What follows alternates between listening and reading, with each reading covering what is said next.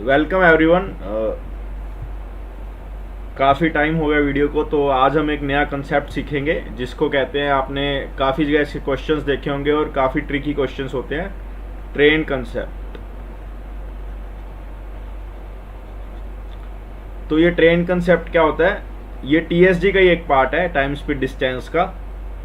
इसमें क्या होता है कि जैसे एक ह्यूमन है, ठीक है।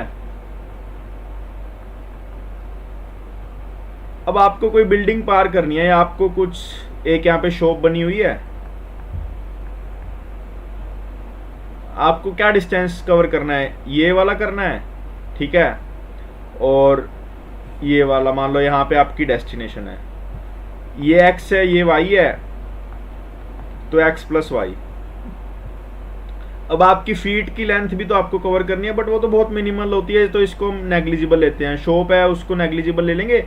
या मान लो शॉप बड़ी है, तो इसकी जेड डिस्टेंस है, तो हमें X plus Y plus Z distance cover करनी है ना।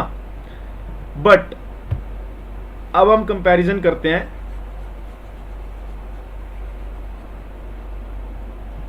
देखो, पहले ये सब बातें तुम्हें थोड़ी थोड़ी समझनी पड़ेंगी, ठीक है।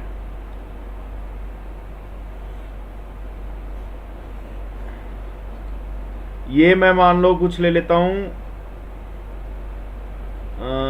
एक रोड है मान लो, ठीक है।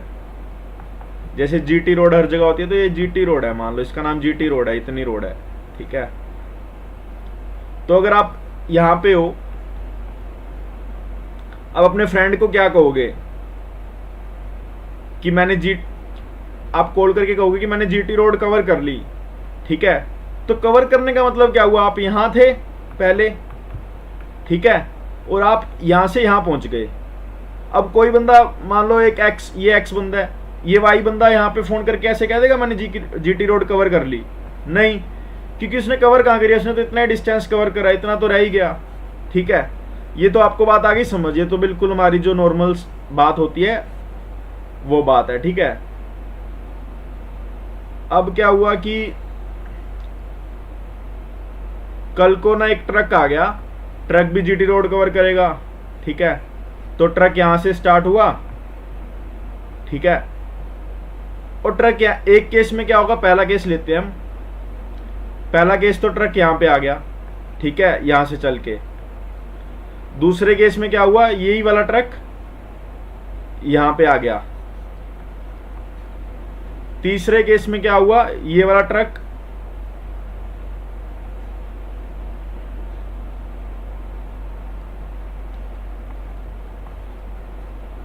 अब देखो, पहले केस में क्या है? पहले केस में तो ये ट्रक जीटी रोड पे ही है, तो इसने कवर नहीं करा। ये तो हमें साफ साफ पता लग रहा है इसने कवर नहीं करा, ठीक है।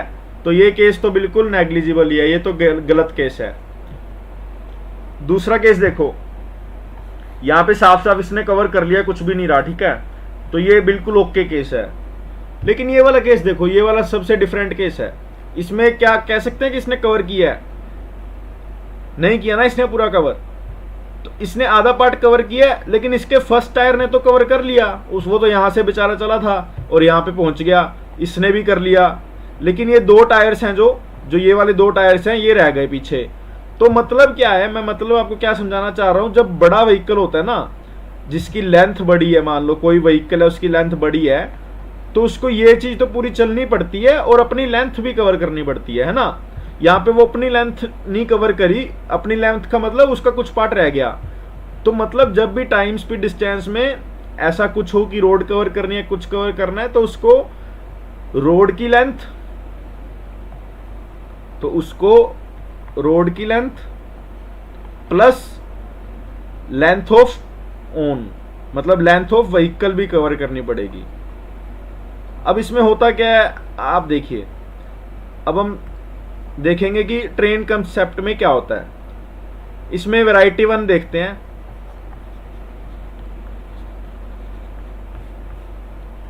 वैरायटी 1 में सिंपल क्या होगा,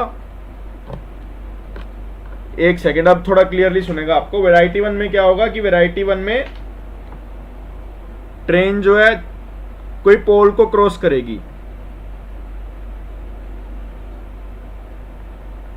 ये पोल है, अब आपको बोलेंगे कि ये ट्रेन है, ये पोल को क्रॉस कर लिया, अब ट्रेन तो आपको पता है कि ट्रेन की लेंथ बड़ी होती है, तो ट्रेन को क्या कवर करना पड़ेगा, length of its one plus इसकी तो क्या है डिस्टेंस होती है, नेग्लिजिबल होती है ना।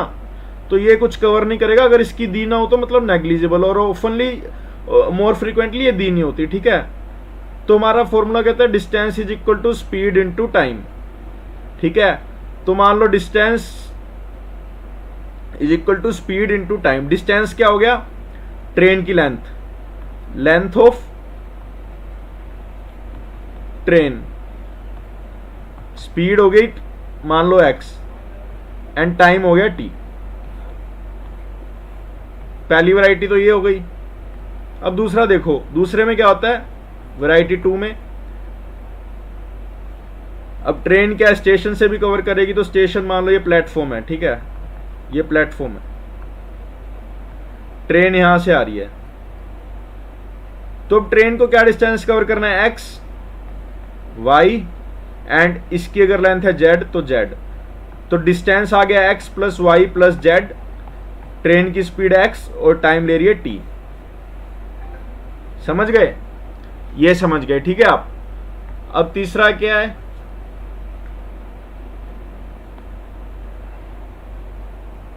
तीसरा पार्ट में क्या आता है कि दो ट्रेन्स चलती हैं। देखो कोई भी चीज है या तो ऐसे चलेगी, मैं ऐसे चल रहा हूं तो वो चीज भी ऐसे चल रही है, ये होता है सेम डायरेक्शन, सेम डायरेक्शन। नहीं तो क्या होता है अपोजिट डायरेक्शन, मैं ऐसे चल रहा हूं कोई चीज ऐसे चल रही है, ये होता है अपोजिट डायरेक्शन। बेस्ट एग्जांपल है जब हम रोड पे ट्रैवल करते हैं तो जो हमारी लेन में व्हीकल्स होते हैं वो तो हमारे सेम डायरेक्शन में चलते हैं, और जो हमारी साथ वाली लेन के व्हीकल्स होते हैं वो अपोजिट डायरेक्शन में चलते हैं, ठीक है। अब इसमें क्या होता है, अगर मान लो सेम डायरेक्शन में चलूंगा मैं, तो हम डिस्टेंस कितना कवर करेंगे, अल्टीमेटली वो होता है स्पीड का डिफरेंस, स्पीड का डिफरेंस, या आप कह सकते हो बेसिकली इसमें स्पीड क्या लेनी है, उनका डिफरेंस। ये क्यों होता है, देखो मैं एक पर्सन हूं और एक यहाँ पे कोई पर्सन नहीं है, मैं भी ऐसे चल रहा हूं, मैं भी ऐसे चल रहा हूं, तो इसकी स्पीड 5 है, 5 मीटर पर सेकंड, मेरी है 3 मीटर पर सेकंड, ठीक है। तो 1 सेकंड के बाद ये कितना चल जाएगा 5, ये तो है 5, मैं चलाऊं 3, तो ये डिस्टेंस कितना हो गया 2 का, जब ये 3 है तो ये 2 होगा, तो मतलब 5 माइनस 3 आ रहा है ना 2। इसका मतलब क्या है कि हमारा गैप इंक्रीज होता जा रहा है 2 से पर सेकंड, ठीक है। सेम डिफरेंस में तो और इसमें गैप इंक्रीज होता जा रहा है। अगर मान लो मैं ऐसे हूं इसमें सेम डायरेक्शन में ही, मान लो यहां पे तो है थीफ, है ना, यहां पे तो है थीफ, और यहां पे है पुलिस अंकल, ठीक है, इनके पास लाठी भी है। अब ये ऐसे भागेंगे, ये ऐसे तो नहीं भागेगा, नहीं ना, तो ये भी ऐसे भागेगा, इसकी स्पीड 20 है, इनकी स्पीड 50 है, तो अल्टीमेटली ये कभी तो पुलिस अंकल इसको पकड़ेंगे ही ना, तो मतलब इनकी स्पीड का डिफरेंस आ रहा है 30, मतलब ये इनके बीच में मान लो अगर 90 का गैप है अभी, तो हर सेकंड 30 का गैप कवर हो रहा है, तो ये 3 सेकंड बाद पुलिस थीफ को पकड़ लेगी, ठीक है। तो इतना आई होप आपको थोड़ा थोड़ा जो बेसिक से आपका रिवाइंड अप हो गया होगा। अब देखते हैं एक्चुअली मैं क्या समझाना चाह रहा हूं। सेम में क्या आपको कहा होता है, एक ट्रेन ऐसे है, देखो ये मैं डायग्राम में से इसलिए बता रहा हूं क्योंकि आपको जब आप लैंग्वेज पढ़ोगे तो उसको फिगर आउट करने में काफी आसानी होगी। एक ट्रेन यहां पे है और एक ट्रेन है यहां पे, इनके बीच की डिस्टेंस दी हुई है y, तो ये पूछता है कि ये ट्रेन इस ट्रेन को कब क्रॉस करेगी, उसके बाद कुछ नहीं बोलता, क्रॉस मतलब फुल्ली क्रॉस, ठीक है, फुल्ली क्रॉस कब करेगी, इसकी लेंथ मान लो z है, इसकी x है, तो वही इनके बीच का गैप कितना हो गया, डिवाइड बाय स्पीड का difference is equal to time, ठीक है। और अब अगर उसने बोला हो कि सेम डायरेक्शन में मूव कर रही है, सेम डायरेक्शन में ऐसे, ऑपोजिट डायरेक्शन में, सॉरी ऑपोजिट डायरेक्शन में ऐसे, तो स्पीड का सम हो जाएगा, बस इतना ही डिफरेंस आएगा, ठीक है। अब ये बात तो आपको आगे समझिए, तो आपने टाइम स्पीड मेनली नॉर्मली पढ़ा होता है ना। अब दूसरी बात, कई बार क्या कह देते हैं इसमें, मैं बताता हूँ आपको क्या कह देते हैं।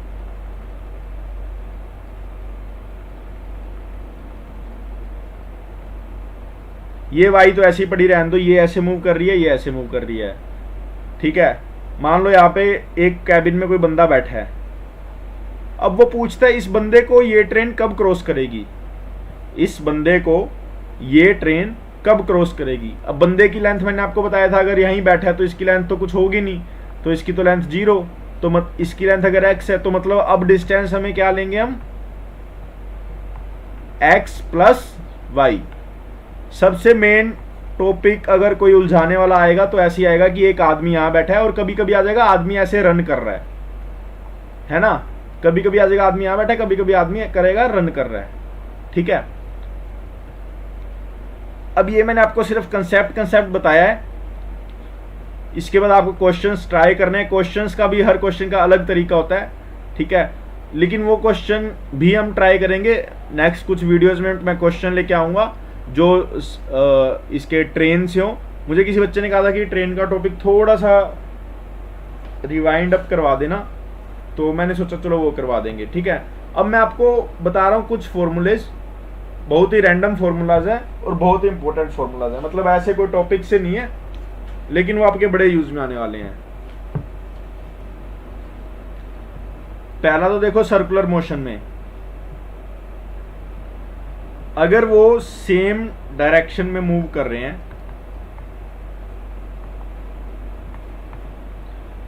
वो फर्स्ट टाइम मीटिंग जब मिलेंगे, फर्स्ट मीट पे उनके बीच में गैप होगा 1 राउंड का, ऑलवेज ट्रू है ये। सेकंड मीट में उनके बीच में गैप होगा 2 राउंड का, थर्ड मीट में होगा गैप 3 राउंड का। समझ गए? जब आपको बोले फर्स्ट मीट, मतलब ये भी आना चाहिए कि गैप 1 राउंड का होगा, सेकंड मीट बोले तो गैप होगा 2 राउंड का, ठीक है, ये भी आपके दिमाग में आना चाहिए। उसके बाद if 3 persons running in same direction in circular motion, then पूछा हो time taken for first meet, तो उसका आंसर आएगा LCM of L A minus B comma L B minus C. A B C इनकी स्पीड्स हैं, ठीक है, ये स्पीड्स हैं। Time taken for first meeting at starting point, starting point में कब मिल रहे हैं वो, तो उसका आंसर आएगा LCM of L by A, L by B and L by C, उसका आंसर आएगा ये। फिर आता है अगर एक बंदा u की स्पीड से चलेगा तो वो कहीं p आवर्स लेट पहुंचेगा, p आवर्स लेट, और अगर v की स्पीड से चलेगा तो वो q आवर्स अर्ली। तो यहां से सिंपल सा इन्फरेंस तो एक तो यही आ सकता है ना कि v is greater then u, speed ज्यादा होगी तभी वो अर्ली पहुंचेगा। और इसमें तुम्हें डायरेक्ट पूछे थे वो डिस्टेंस बताओ कितनी डिस्टेंस कवर कर रहा है, तो इसका फॉर्मूला होता है v into you, v minus you, p plus Q.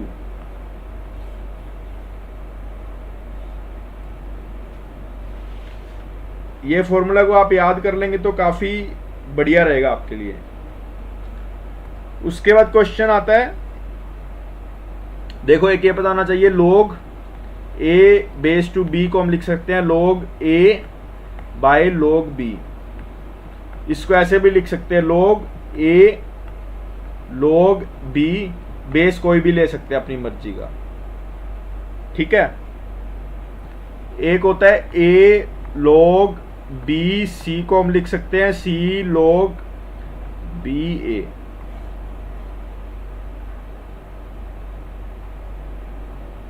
इतना समझ आ गया।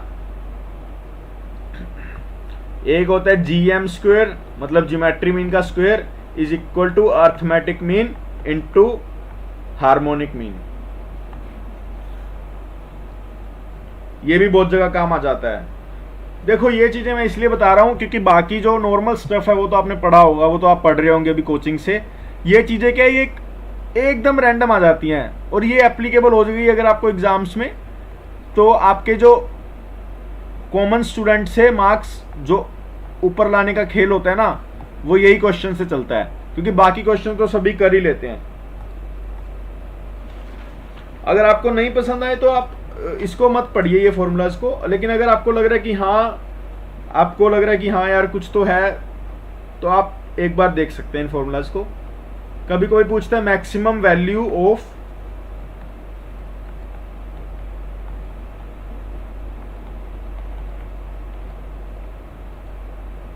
इसकी मैक्सिमम वैल्यू पूछेगा तो क्या होगा, क्या आंसर होगा।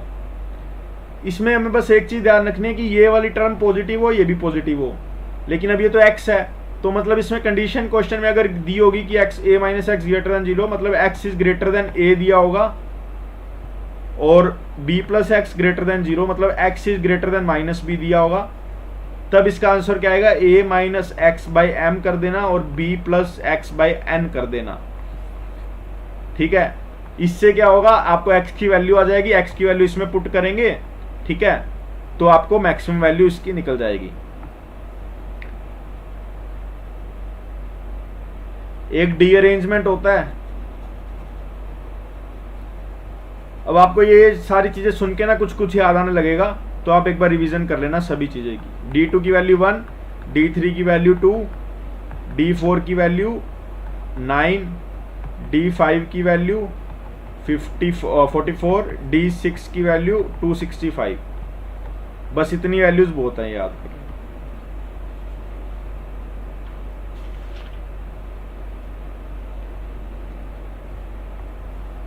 फिर क्वेश्चन आता है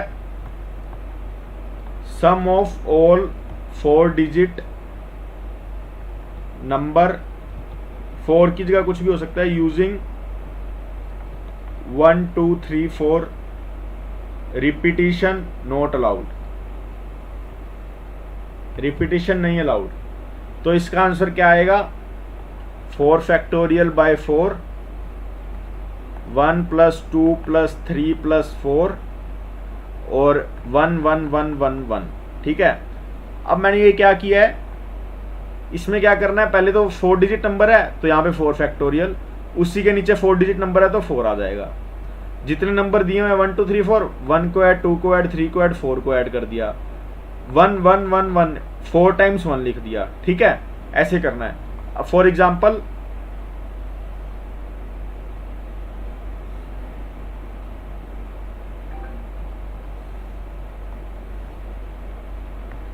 5 डिजिट नंबर बोला होता है, उसने बोला था 1 2 7 6 8, ये 5 डिजिट हो गए ना। ठीक है, इसका सम क्या आता है ऐसे सभी नंबर्स का, 5 factorial by 5, 1 plus 2 plus 6 plus 7 plus 8, 1 1 1 1 1। इसको क्या ये तो क्या बन जाएगा, 4 फैक्टोरियल इंटू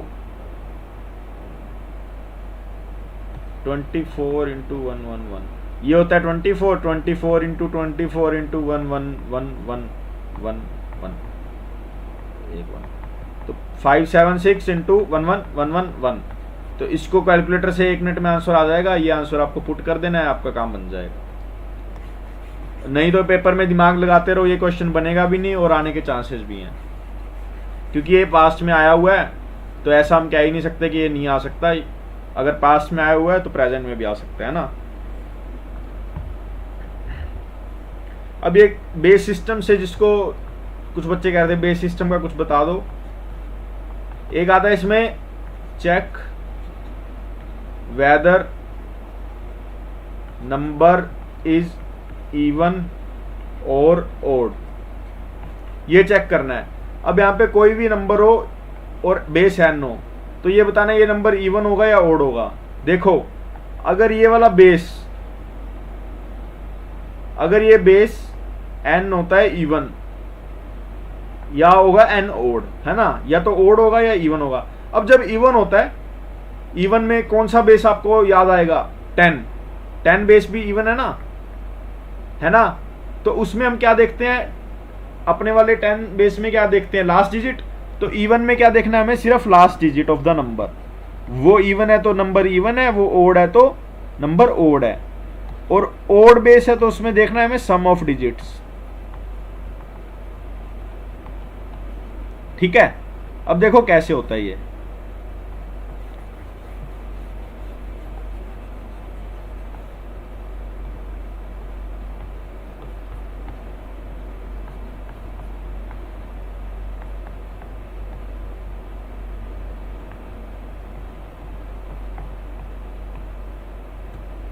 अब ये देखो ओड बेस है तो इसका सम आएगा 10, सम इवन है तो ये नंबर होगा इवन।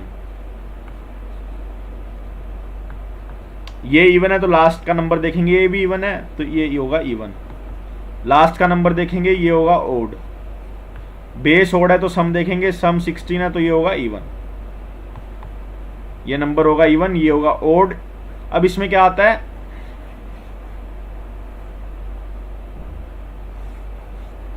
वो क्या बोलेगा?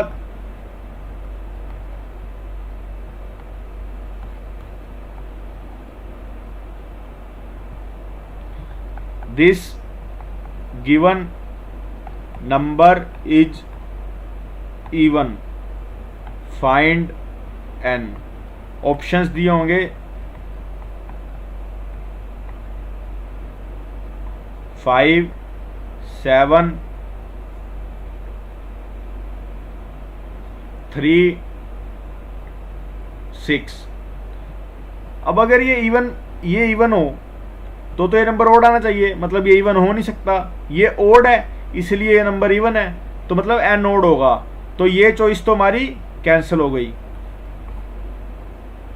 अब n should be greater than 6। इसकी हाईएस्ट जो भी नंबर होगा इनमें उससे n ग्रेटर होना चाहिए। तो ये तो लेस देन 6 है, ये भी कैंसिल, ये भी कैंसिल। तुम्हारा ऑप्शन क्या आ जाएगा? 7, n हो सकता है 7, और भी कुछ हो सकता है लेकिन हमें बेस्ट चूज करना है, तो बेस्ट हमारा यही है।